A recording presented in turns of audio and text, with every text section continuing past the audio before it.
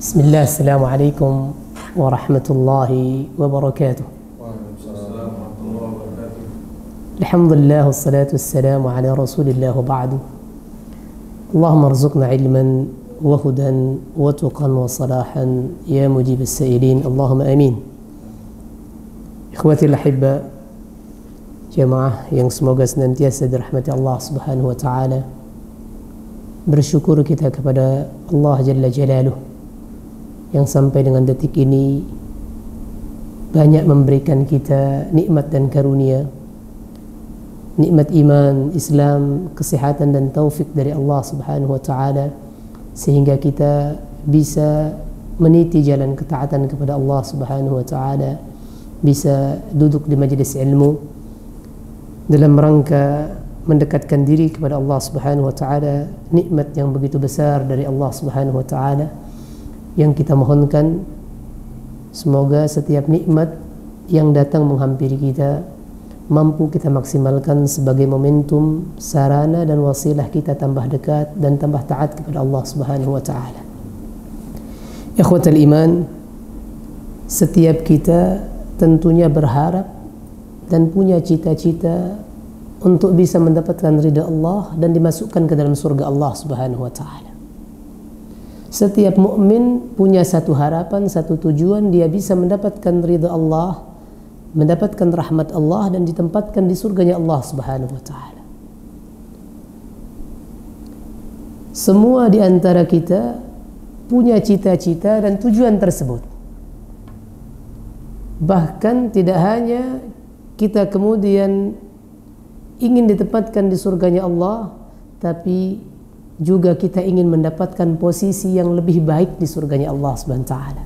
Bisa mendapatkan istana, bisa mendapatkan tempat kamar yang indah dan super istimewa di surganya Allah subhanahu wa ta'ala. Maka ikhwatal iman, sebagai seorang mukmin yang mendambakan rahmat Allah subhanahu wa ta'ala berupa surga dan istana di dalam surga Allah subhanahu wa ta'ala, mari kita simak mutiara-mutiara sunnah dari lisan baginda Nabi besar Muhammad sallallahu alaihi wasallam, amalan-amalan yang beliau tunjukkan dan beliau tuntunkan sehingga kemudian kita bisa mendapatkan kemuliaan dari Allah subhanahu wa ta'ala, istana di surganya Allah subhanahu wa ta'ala. Di antara amalan-amalan yang Nabi SAW kabarkan kepada kita agar kita bisa menjadi penghuni istana di surganya Allah subhanahu wa ta'ala. Yang kabar gembiranya ikhwatul iman, amalan-amalan ini adalah merupakan amalan-amalan dan perbuatan-perbuatan yang mudah kita lakukan, tidak berat kita lakukan. Kita bisa mendapatkan istana di surganya Allah subhanahu wa ta'ala dengan amalan yang kita lakukan dengan sangat mudah, beberapa menit saja. Bahkan kita bisa mendapatkan istana dalam surga Allah SWT dengan amalan yang bisa kita lakukan hanya dengan hitungan detik. Rasulullah SAW sampaikan salah satu di antara amalan-amalan yang bisa menghantarkan kita dan bisa menjadikan kita sebagai penghuni dalam surga Allah subhanahu wa ta'ala, penghuni dalam istana di surganya Allah subhanahu wa ta'ala. Yang pertama adalah al-imanu billahi ta'ala.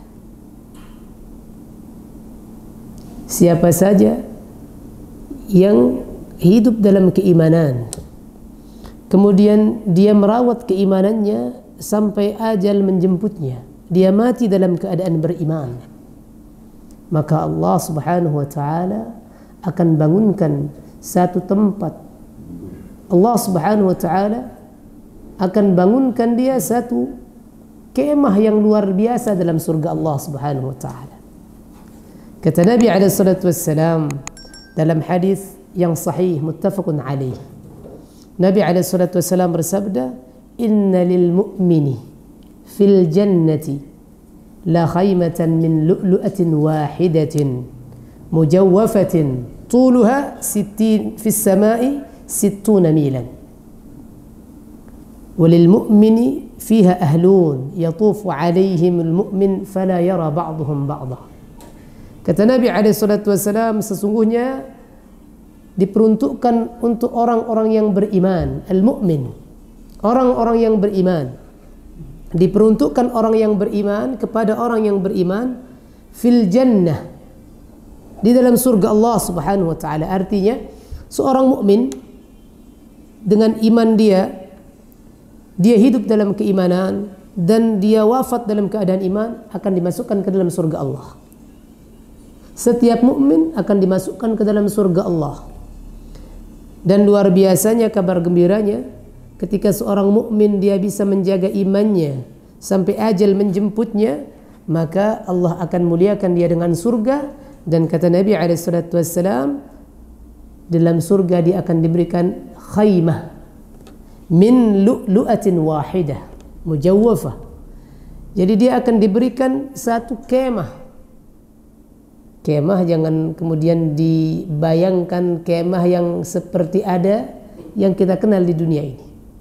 Ingat kata Nabi SAW, kenikmatan di surganya Allah Subhanahu wa taala sifatnya adalah ma la 'ainun ra'at wa la udhunun sami'at wa la khatara 'ala qalbi bashar.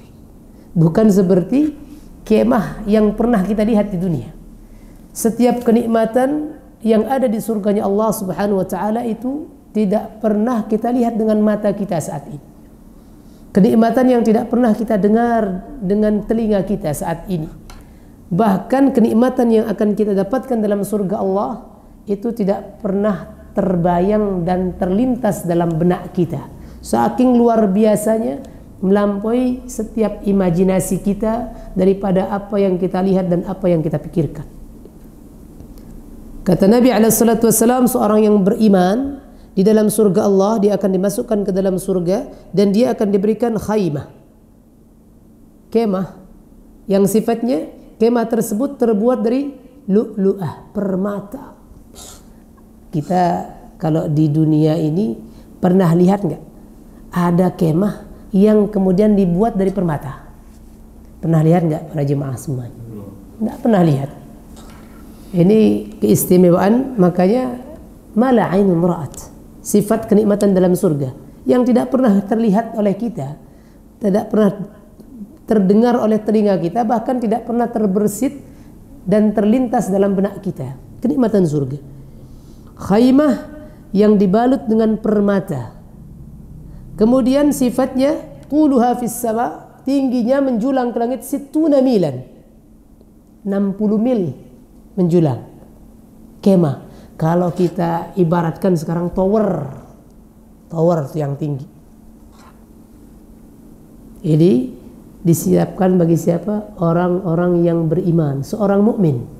Syaratnya satu, iman billah, beriman kepada Allah semenjak hidup, kemudian dibawa dan dipertahankan keimanannya sampai wafat, sampai ajal menjemput, maka insyaallah akan diberikan jannah, dan di jannah akan dimuliakan oleh Allah Subhanahu wa taala dengan kemah tadi, dengan satu tempat yang luar biasa.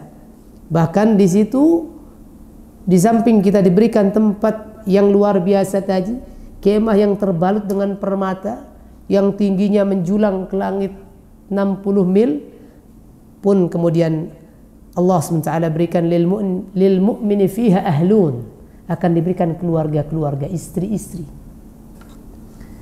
Yatufu alaihimul mu'min, yang nanti seorang mukmin tersebut dia keliling ke istri-istrinya, ke keluarga-keluarganya tersebut. Dan luar biasanya fala yara ba'dhum ba'dha, di antara mereka enggak ada yang lihat satu sama lain. Saking luar biasa tempat yang diberikan, luasnya luar biasa, dan diberikan privasi yang luar biasa oleh Allah Subhanahu wa taala untuk menikmati kenikmatan surga yang Allah Subhanahu wa taala sediakan. Yang pertama, iman billah. Ini amalan yang bisa menghantarkan kita kepada surga Allah dan bisa kemudian kita menjadi penghuni istana di dalam surga Allah Subhanahu wa taala, beriman kepada Allah Subhanahu wa taala. Kemudian selanjutnya, di antara amalan-amalan yang bisa menghantarkan kita menjadi penghuni di istananya Allah Subhanahu wa taala, menjadi penghuni di istana dalam surga Allah Subhanahu wa taala. Yang kedua adalah binaul masjid, membangun masjid. Kata Nabi alaihi salatu wassalam, man bana masjidan lillah, man bana masjidan lillah kamafhasi qatatin aw asghar banallahu lahu baitan fil jannah.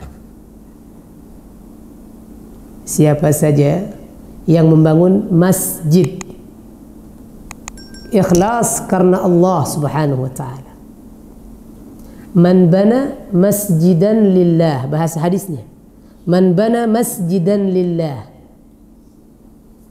kamafhas qatatin aw asghar, meskipun sebesar,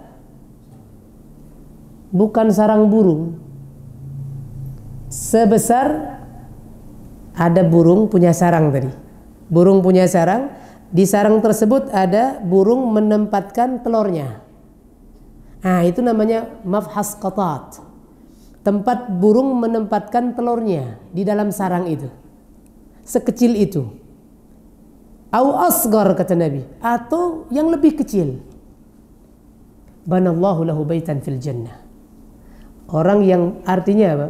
Orang yang berkontribusi dalam pembangunan masjid sekecil apapun karena Allah, 1 rupiah, 1000 rupiah, 100 rupiah, berapa rupiah pun, atau mungkin bukan rupiah, dia tenaga, keluar keringat sedikit, ada batu yang dia bawa untuk pembangunan masjid, ada air yang dia kemudian bantu untuk bisa mengairi pembangunan masjid. Apapun kontribusinya untuk pembangunan masjid, karena Allah dia berikan hal tersebut, banallahu lahu baitan fil jannah, akan diganjar oleh Allah Subhanahu wa taala, diberikan, diganti semua kontribusi meskipun sekecil apapun untuk pembangunan masjid tersebut, diganti bukan main, istana di surganya Allah Subhanahu wa taala.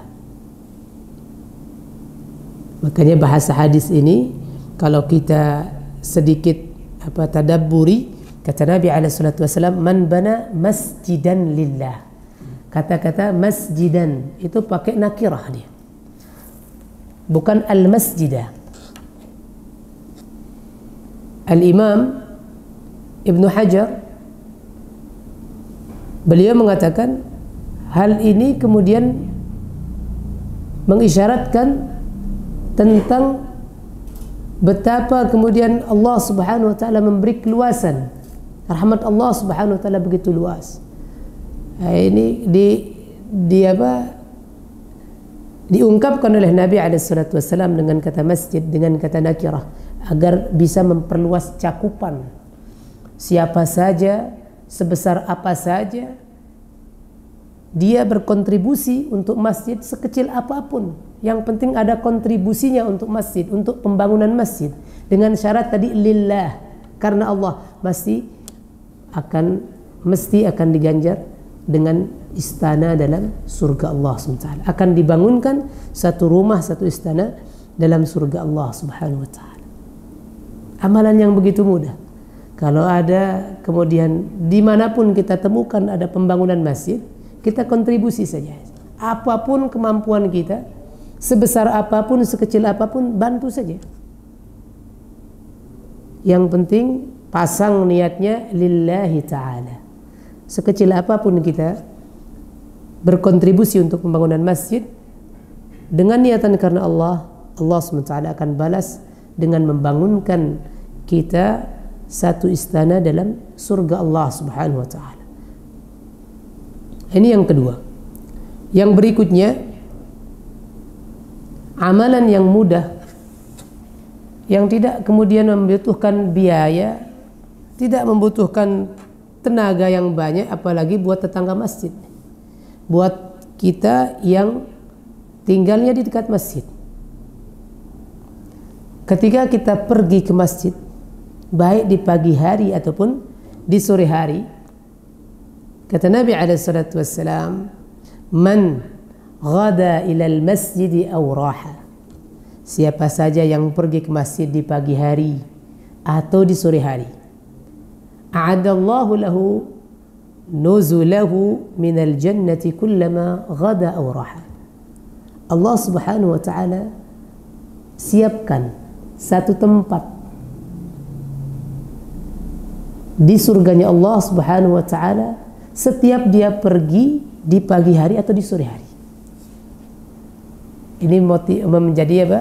Motivasi kita untuk kita jangan pernah malas mendatangi masjid. Baik untuk kegiatan apa? Salat berjamaah atau untuk menghadiri majelis-majelis ilmu. Setiap kebaikan yang kita usahakan untuk mendatangi masjid di pagi ataupun sore hari, balasan dari Allah Subhanahu wa taala kita diberikan dan disiapkan satu tempat di surganya Allah Subhanahu wa taala setiap kita pulang pergi dari masjid tersebut. Sekali kita, bayangkan kalau kita setiap hari 5 kali kita ke masjid, maka setiap hari 5 tempat disiapkan oleh Allah SWT di surganya Allah Subhanahu wa taala. Ini menjadi motivasi kita agar jangan kemudian kita menjadi orang yang malas pergi ke masjid.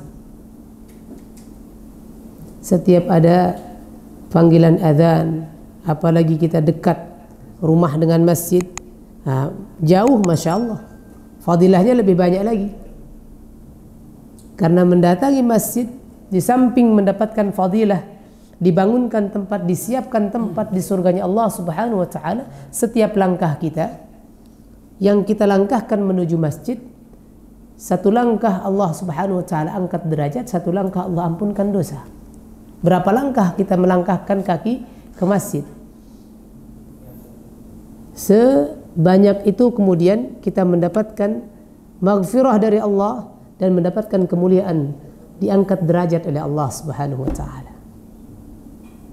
Terlebih lagi amalan jalan kaki kita menuju masjid, kata Nabi alaihi salatu wassalam dalam hadis yang diriwayatkan oleh Imam At-Tabrani, ketika seorang di dalam kubur, dimasukkan ke dalam kubur, maka setiap orang akan didatangi oleh malaikat al-azab. Setiap orang akan didatangi oleh malaikat untuk diuji, diberikan cobaan, didatangi dengan azab dari setiap penjuru, dari arah kepalanya, dari kedua sisinya, dari arah kakinya. Kata Nabi SAW, ketika azab itu datang dari arah kakinya, dafa'athu masyihu ilal masajid.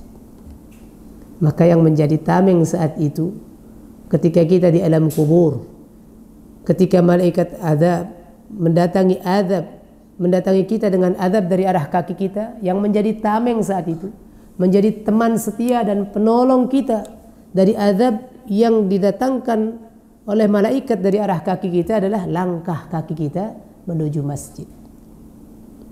Ini harus menjadi perhatian kita di saat ini orang banyak lebih suka mager, sudah malas ini, apalagi di saat kondisi-kondisi sudah kumpul dengan keluarga dan lain sebagainya. Maka pergi ke masjid ini, mendatangi masjid, jalan ke masjid untuk menghadiri salat berjamaah atau aktivitas kebaikan yang lainnya, ini luar biasa fadilahnya. Sehingga harus menjadi perhatian kita. Salah satunya yang menjadi tema kita pada malam hari ini, menjadi salah satu amalan yang bisa menjadikan kita sebagai penghuni istana dalam surga Allah Subhanahu wa taala. Setiap kita pergi ke masjid di pagi hari ataupun di sore hari, setiap itu kemudian Allah SWT siapkan kita satu tempat di surganya Allah Subhanahu wa taala. Akan menjadi motivasi kita bersama untuk tidak kemudian kita menjadi pemalas yang tidak mau menghadiri salat berjamaah atau kegiatan yang lainnya di dalam masjid. Kemudian berikutnya satu amalan yang lainnya yang bisa menjadikan kita sebagai penghuni istana dalam surga Allah Subhanahu wa taala. Kata Nabi alaihi salatu wassalam, "Man thabara ala 12 rak'atan fil yawm wal laylati dakhala al jannah. 4 qabla adh-dhuhri wa rak'atayn ba'daha wa rak'atayn ba'da al-maghrib wa rak'atayn ba'da al-'isha wa rak'atayn qabla al-fajr." Hadisnya diriwayatkan oleh Muslim. Nabi alaihissalatu wassalam bersabda, siapa saja yang kemudian dia senantiasa bisa menjaga dalam sehari semalam dia salat 12 rakaat, salat sunnah 12 rakaat, maka fadilahnya dakhalal jannah, dia akan dimasukkan ke dalam surga Allah Subhanahu wa taala. Apa saja salatnya? Kata Nabi, 4 qabla adh-dhuhri, 4 rakaat sebelum zuhur, wa raka'ataini ba'daha, dan 2 rakaat setelahnya. 4 rakaat sebelum zuhur, 2 rakaat ba'diyah zuhur, setelah zuhur. Wa raka'ataini ba'da al-maghrib, 2 rakaat setelah maghrib. Wa raka'ataini ba'da al-isya, 2 rakaat setelah isya. Wa raka'ataini qabla al-fajr, 2 rakaat sebelum subuh. Jadi 12 rakaat.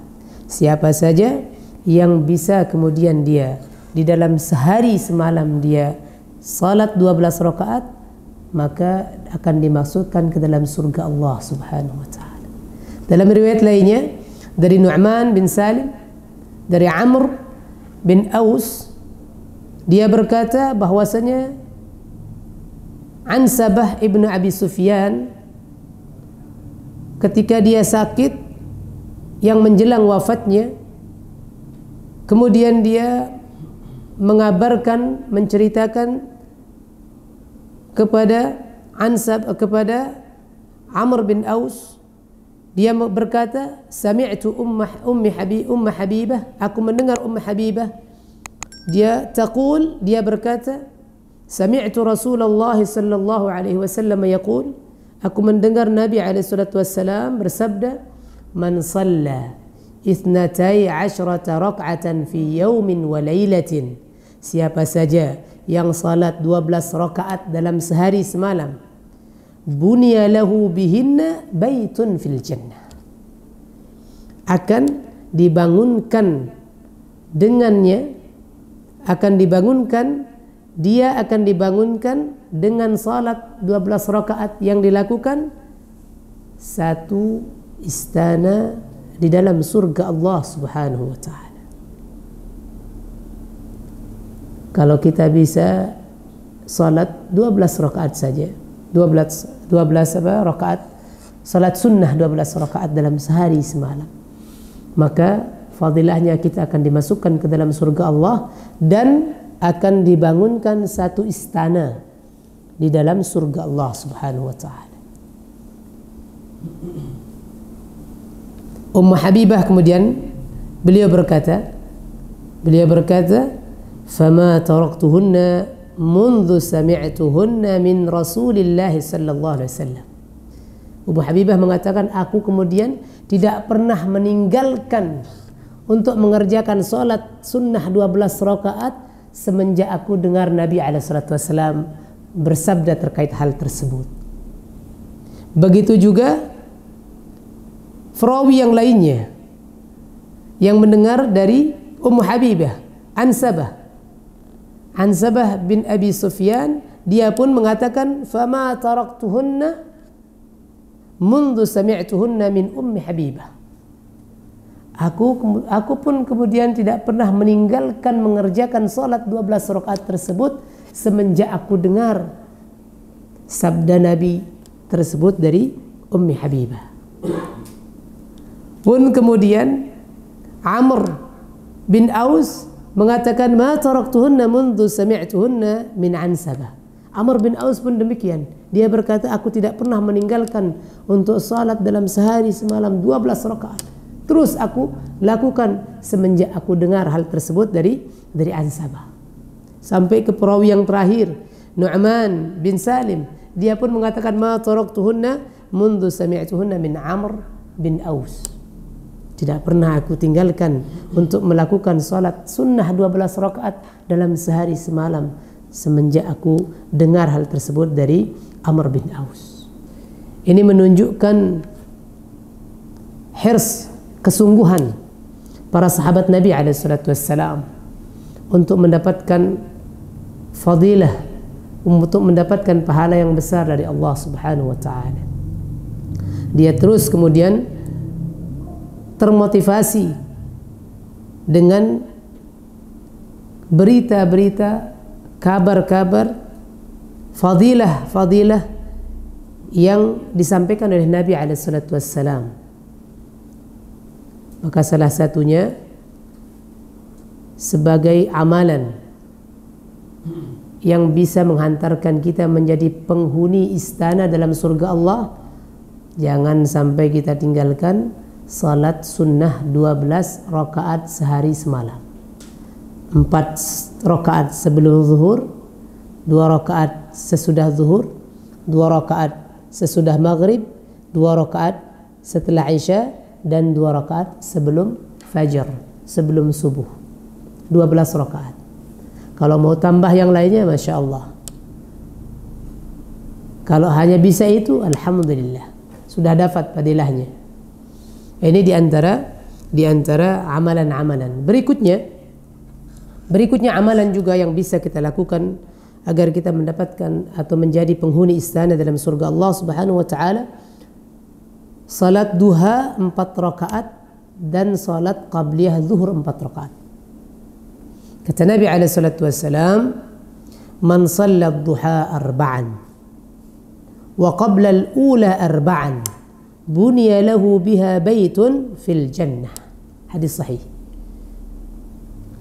Siapa yang salat duha 4 rakaat, siapa yang salat duha 4 rakaat dan salat sebelum zuhur 4 rakaat, wa qabla al-ula arba'an, salat sebelum zuhur 4 rakaat, kata Nabi, buniya lahu biha baitun fil jannah, akan dibangunkan baginya satu istana di dalam surga Allah Subhanahu wa taala. Kalau sudah dibangunkan punya satu istana dalam surga Allah, maka pasti masuk surga.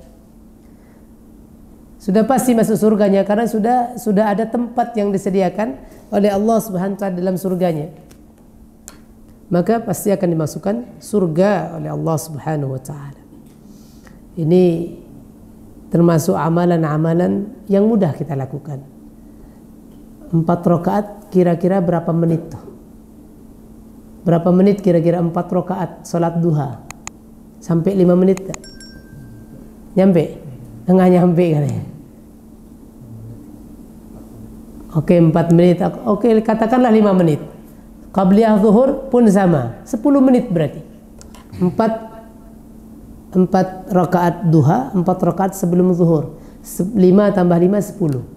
Dengan amalan yang kita lakukan 10 menit saja sudah bisa menghantarkan kita masuk surga Allah dan bisa menjadi penghuni di istana dalam surga Allah Subhanahu wa taala. Kalau kita jujur, Masya Allah, insya Allah bisa kita lakukan dan bisa kita bersungguh-sungguh untuk mengejar hal tersebut. Yang lebih mudah lagi, amalan yang luar biasa, lebih mudah lagi, namun fadilahnya masih tetap sama. Mendapat satu istana di surga Allah Subhanahu wa taala. Kata Nabi alaihi salatu wassalam, man qara'a qul huwallahu ahad hatta yakhtimha 10 marratin banallahu lahu qasran fil jannah. Ini mudah sekali. Setiap kita, siapa yang tidak hafal suratul Ikhlas, qul huwallahu ahad, sampai anak kita yang baru masuk TK pun hafal qul huwallahu ahad. Kata Nabi alaihi salatu wasallam, siapa yang membaca Qul huwallahu ahad 10 kali hatta yakhtimha 10 marrat, 10 kali dia baca Qul huwallahu ahad, maka banallahu lahu qasran fil jannah. Allah Subhanahu wa taala akan bangunkan satu istana di dalam surga Allah. Kira-kira berapa menit kita baca Qul huwallahu ahad 10 kali? Berapa menit kira-kira? Ada 10 menit? Nggak ada kayak. Nggak nyampe 10 menit. Paling 3 menit mungkin. 3 menit bisa. Apalagi sudah lancar. Qul huwallahu ahad, Allahus samad. Lam yalid wa lam yulad wa lam yakul lahu kufuwan ahad. Bismillahirrahmanirrahim. Qul huwallahu ahad. Paling 2-3 menit. Namun dengan amalan ini Allahur Rahman, Allah Karim, sangat maha rahmat Allah Subhanahu wa taala. Sayang sekali Allah Subhanahu wa taala kepada hamba-Nya. Sehingga ketika kita melakukan amalan yang mudah ini pun 10 kali, enggak nyampe 3 menit. Enggak lebih daripada 3 menit.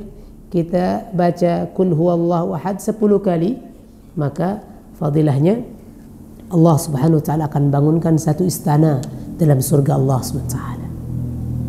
Ini amalan-amalan yang sangat efisien. Amalan-amalan yang mudah namun fadilahnya besar. Maka jangan kemudian kita tertinggal. Kalau kita mau beramal yang besar belum tentu mampu. Nah, ini ada amalan-amalan yang mudah dan bisa kita jangkau, bisa kita lakukan. Maka mari kita bersegera dan mari kita ambil bagian untuk mengamalkan hal-hal tersebut. Berikutnya, amalan juga yang bisa menghantarkan kita menjadi penghuni istana dalam surga Allah Subhanahu wa taala, thayyibul kalam, perkataan yang baik. It'amut ta'am, suka memberi makan orang. Idamatus siyam, sering berpuasa. Puasanya didawamkan. Wassalatul qiyam, sering bangun tengah malam. Ini merupakan amalan-amalan yang bisa menghantarkan kita menjadi penghuni istana dalam surga Allah. Kata Nabi SAW, inna fil jannati ghurafan. Sungguhnya dalam surga Allah SWT banyak sekali kamar-kamar. Banyak sekali tempat-tempat yang luar biasa. Tura zuhuruha min butuniha wa butuniha min zuhuriha. Bisa tembus pandang. Jadi kita bisa melihat bisa melihat luar dari dalam, dan kita bisa melihat apa yang ada di dalam dari luar, tembus pandang. Maka ketika Nabi SAW mengatakan hal tersebut, berdiri seorang badui. Faqama Arabiyyun faqala. Seorang badui berdiri dan dia berkata, liman hiya ya Rasulullah? Bertanya kepada Nabi SAW, untuk siapa kamar-kamar tersebut ya Rasulullah? Maka kemudian Nabi SAW bersabda, qala liman ataba al-kalam wa at'ama at-ta'am wa adama as-siyam wa shalla bil-laili wan-nasu niyam. Nabi SAW bersabda, semua kamar-kamar itu diperuntukkan untuk liman atabal kalam, orang yang senantiasa berkata yang baik-baik saja. Dia bisa menjaga lisannya, tidak keluar dari lisannya kecuali kebaikan. Dia menjaga lisannya untuk berkata yang tidak baik. Liman atabal kalam, selalu berkata yang baik-baik saja. Yang tidak baik dicegah sama dia, tutup. Mau berkata yang tidak baik dia tutup. Dia selalu berkata yang baik-baik.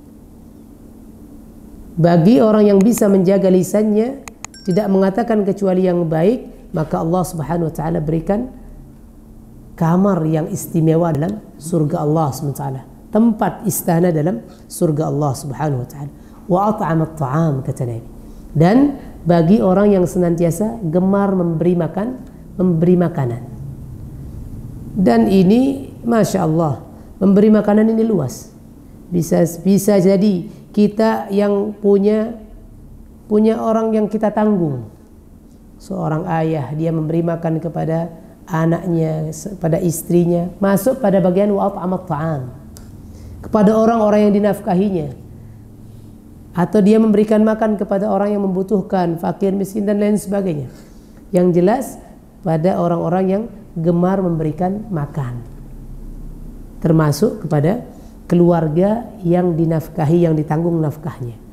Wa adamas siyam, dan juga orang yang senantiasa berpuasa secara kontinu, gemar berpuasa.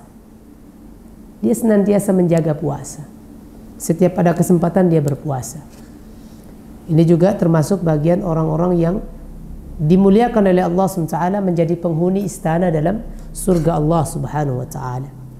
Dan yang terakhir, orang yang senantiasa bangun di tengah malam, menghidupkan malamnya di saat orang-orang sedang tidur lelap. Dia menghidupkan malam, menjalin komunikasi, berinteraksi dalam tanda kutip dengan Allah Subhanahu wa taala, bermesraan dalam tanda kutip dengan Allah Subhanahu wa taala. Dia mendekat kepada Allah Subhanahu wa taala di saat orang sedang tidur lelap. Maka amalan ini juga menjadi amalan yang bisa menghantarkan kita menjadi penghuni istana di dalam surga Allah Subhanahu wa taala. Dan masih banyak lagi amalan-amalan yang lainnya yang bisa menjadikan kita sebagai penghuni istana di dalam surga Allah Subhanahu wa taala. Terakhir, saya tutup dengan sabda Nabi SAW, yang ketika seorang hamba diuji oleh Allah Subhanahu wa taala, diwafatkan salah satu anak tercintanya.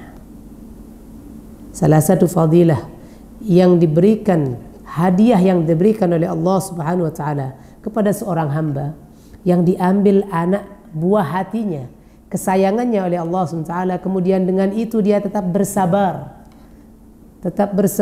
dan menerima ketentuan Allah tersebut dengan ikhlas, akan diberikan hadiah yang besar oleh Allah SWT berupa satu istana di dalam surga Allah Subhanahu wa taala.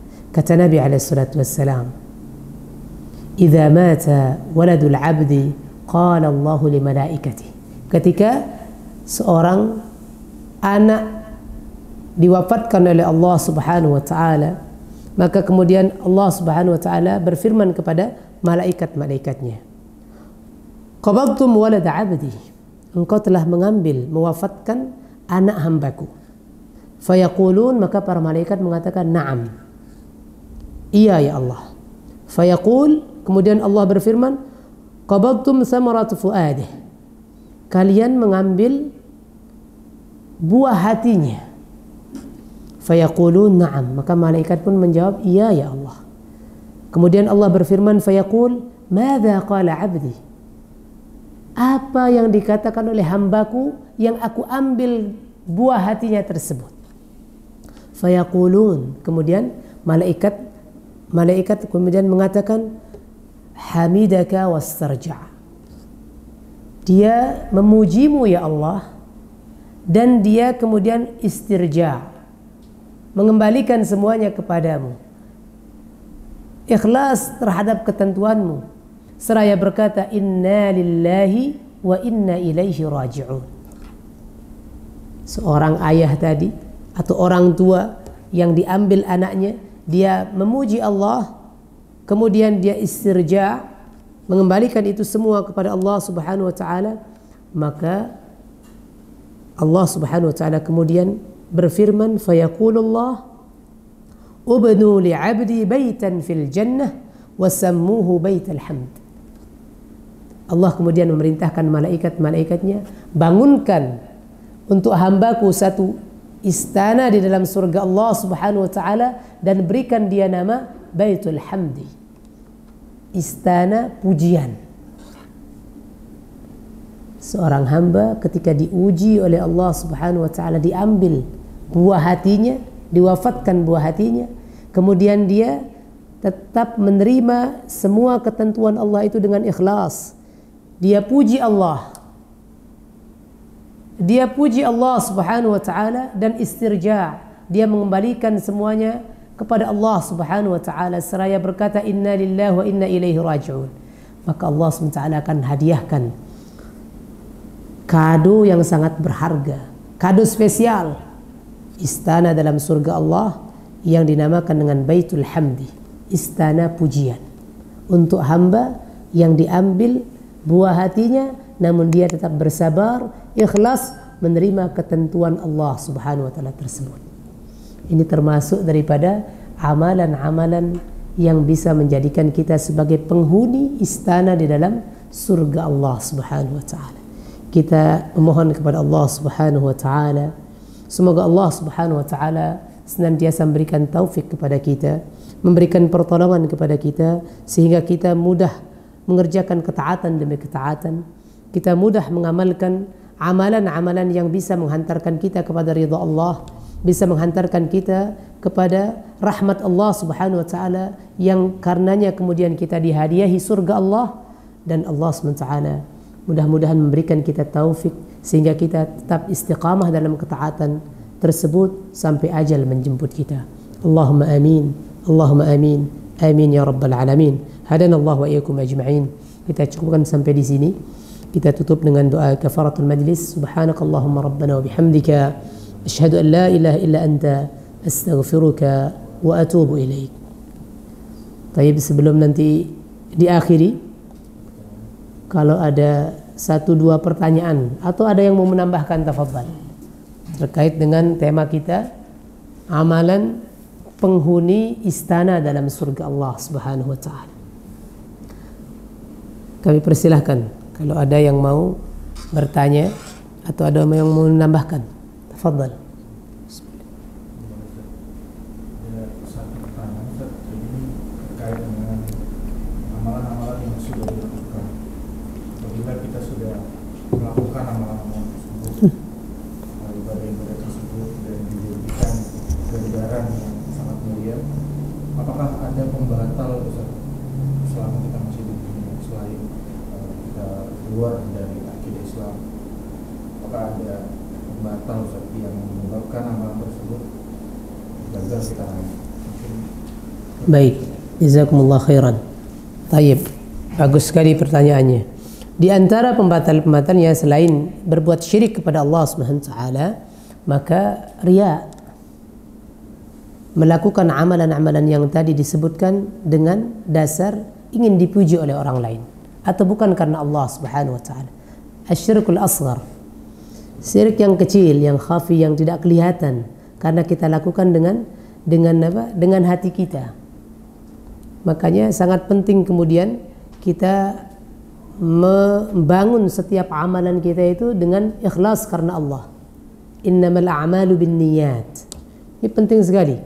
Makanya kita dapatkan satu hadis yang penting ini, kita buka dalam kitab Arba'in An-Nawawi, dimulai dari hadis ini. Karena hadis ini merupakan pondasi dalam setiap amal kita. Niat ini sangat penting. Apapun amalan yang kita lakukan, sekecil atau sebesar apapun, akan bernilai dia tergantung dengan niatnya. Sehingga salah satu pembatal daripada amalan-amalan yang sudah kita kerjakan itu adalah salah satunya adalah niat yang dibarengi dengan riya, bukan ikhlas karena Allah. Termasuk syirik, meskipun syirik yang kecil, kata Nabi SAW, yang sangat ditakutkan oleh Nabi. Kalau syirik besar kita tahu, dan itu mudah kita identifikasi. Tapi syirik kecil, yaitu riya, ini susah untuk kita identifikasi karena dia sangat samar, ya. Sangat samar, halus dia, halus. Makanya penting sekali kemudian dalam setiap amalan apapun yang kita lakukan ini dibangun keikhlasan yang pertama. Makanya sebelum melakukan amalan, perbuatan apapun yang kita lakukan, sebelumnya perlu kemudian tajdid niyah, memperbaharui niat kita. Dipasang dulu niatnya. Niatnya dipasang sebelum kita melakukan amal tersebut. Meskipun amalan ini sudah sering kita lakukan, justru karena sering yang kita lakukan, kita mudah terpleset. Sehingga setiap kita melakukan amalan tersebut, kita itu seharusnya mentajdid, memperbaharui niat. Jangan sampai karena banyak orang nih, mulai itu, atau karena dilihat sama orang yang terpandang dan lain sebagainya. Mudah sekali. Sehingga sekali lagi dibentengi setiap amalan ini dengan pondasi niat yang benar karena Allah, karena ini yang kemudian bisa membatalkan, merusak semua amalan yang sudah susah payah kita usahakan, akhirnya tidak berarti apapun di sisi Allah Subhanahu wa taala. Wallahu taala a'la wa a'lam bissawab. Ini mungkin yang bisa saya jawab. Ada lagi? Tafadhal. Menyambung yang dari saudara Imam bilang tadi mengenai apakah itu riya atau bukan riya. Bagaimana dengan ayat Quran yang berkata bahwa amma bi ni'mati rabbika fahaddits. Itu juga tipis rasanya bahwa boleh nanti kita niatnya memang untuk tidak untuk riya, namun karena berpatokan ke situ, apakah nanti enggak akan kasih tahu lagi, apakah ada korelasinya ke situ, maksudnya itu. Yang pertama itu Ustaz, yang kedua mengenai amalan-amalan yang tadi misalnya nyumbang ke masjid atau apakah boleh kita atas namakan orang tua kita atau anak kita yang masih hidup, istri kita, itu apakah boleh? Iya. Baik. Jazakallah khairan. Baik, untuk apa? Untuk yang pertama, wa amma bi ni'mati rabbika fahaddits. Ini kalau kita tadabburi lebih dalam, maka ayat ini siogianya mengajarkan kita dari awal ini untuk menepis riya. Karena ayat ini kalau kita cermati dikatakan wa amma bi ni'mati rabbika. Kita diajarkan dari awal kita sudah ditekankan bahwa nikmat yang kamu dapatkan ini dari Allah. Sehingga di situ harusnya seseorang ketika dia kemudian menceritakan tentang nikmat Rabbnya, maka tidak ada riya. Seharusnya dari situ kemudian dia harus menepis jauh-jauh perasaan sombong dan riya dan lain sebagainya. Karena nikmat ini didapatkan bukan nikmat yang diusahakan oleh dia, tapi ini adalah nikmat min rabbik. Nikmat Allah Subhanahu wa taala yang diberikan. Nanti kalau sudah ada riya ini, saudara kembarnya sombong nih. Biasanya orang sombong mudah sekali untuk riya. Makanya yang perlu ditekankan untuk kita, jaga hati. Hati-hati. Maka harus paham ayat ini nih yang pertama nih. Ayat ini membolehkan kita untuk tahadduts bin ni'mah, untuk kita menceritakan hal-hal yang positif yang kita miliki, untuk tadi tahadduts, kita ceritakan agar orang lain termotivasi, bukan kemudian takjub dengan kita. Ini yang perlu dipahami. Ayat ini bukan hanya sekedar untuk kita gaya-gayaan ceritanya, enggak. Tapi ayat ini menegaskan tentang bagaimana kita bisa memotivasi orang lain terhadap nikmat yang sudah diberikan Allah kepada kita. Wa amma bi ni'mati rabbika fahaddits. Dan terhadap nikmat Tuhanmu maka kabarkanlah kepada orang-orang, kepada siapa saja di sekitarmu. Tapi yang terpenting kemudian jaga hati. Bentengi hati kita. Ini merupakan nikmat Rabbmu, nikmat Allah, Rabb kita yang sudah memberikan. Jaga hatimu agar jangan kemudian sampai ada riya di situ. Ada perasaan ujub di situ. Ada sifat sombong di situ. Oh, ini saya, ini jangan. Harus jaga hati betul-betul. Ini yang pertama. Meskipun sangat tipis itu. Kalau bisa melakukan itu, lakukan. Tapi kalau enggak, jaga, enggak apa-apa. Kalau khawatir, kita khawatir kemudian belum bisa mengontrol diri kita. Ketika kita ceritakan kemudian akan terjerembab kita ke dalam riya dan lain sebagainya. Lebih baik kita tahan dulu. Tak usah diceritakan dulu. Tapi kalau kita sudah bisa, itu yang memang diperintahkan untuk seperti itu. Kita ceritakan bukan untuk orang memuji kita. Tidak. Orang tambah dekat dengan Allah. Orang termotivasi untuk tambah taat kepada Allah SWT. Wa amma bi ni'mat rabbik. Karena ini kita motivasi dia untuk dia bisa mendapatkan nikmat yang sama dengan kita, nikmat dari Allah Subhanahu wa taala. Yang pertama, yang kedua terkait dengan bolehkah kita kemudian menyumbang ke masjid, infak ke masjid atas nama orang lain, orang tua kita, boleh, silahkan. Boleh bersedekah kemudian menghadiahkan pahala tersebut untuk orang tua kita, untuk anak kita, untuk keluarga kita. Dan seyogianya kita, setiap amalan kebaikan yang kita lakukan, boleh kemudian kita sertakan orang-orang tersayang kita. Wabil khusus orang-orang yang sudah mendahului kita, orang tua kita. Dalam setiap kebaikan yang kita lakukan, sertakan saja mereka, agar mereka juga mendapatkan pahala daripada kebaikan yang kita lakukan. Meskipun ada nanti beberapa ikhtilaf di kalangan ulama, ya, kalau sedekah sepakat semuanya, karena itu ada nas hadisnya dari Nabi SAW, yang nanti amalan-amalan yang lainnya, misalkan seperti bacaan Al-Quran, ya, nah itu nanti ada khilaf, sedikit perbedaan di antara para ulama, apakah hadiah pahalanya itu sampai kepada si mayit misalkan atau tidak. Ini ada perbedaan di antara para ulama. Ada yang mengatakan sampai, ada yang tidak. Terlepas dari itu, maka tidak ada salahnya kita mengikut sertakan dalam setiap kebaikan yang kita lakukan orang-orang yang kita sayangi. Orang-orang yang kita sayangi, kita sertakan dalam setiap kebaikan yang kita lakukan, agar mereka juga mendapatkan pahala daripada kebaikan yang kita lakukan. Wallahu ta'ala a'la wa a'lam bishawab. Itu mungkin yang bisa saya jawab. Ada lagi yang lain atau cukup? Kalau cukup, alhamdulillah. Ada? Cukup ya? Alhamdulillah. Baik, kita cukupkan, mudah-mudahan bermanfaat. Yang paling penting daripada pertemuan kita kali ini, ketika kita sudah mengetahui amalan-amalan yang tadi sudah disampaikan, mudah sekali amalan-amalan tersebut.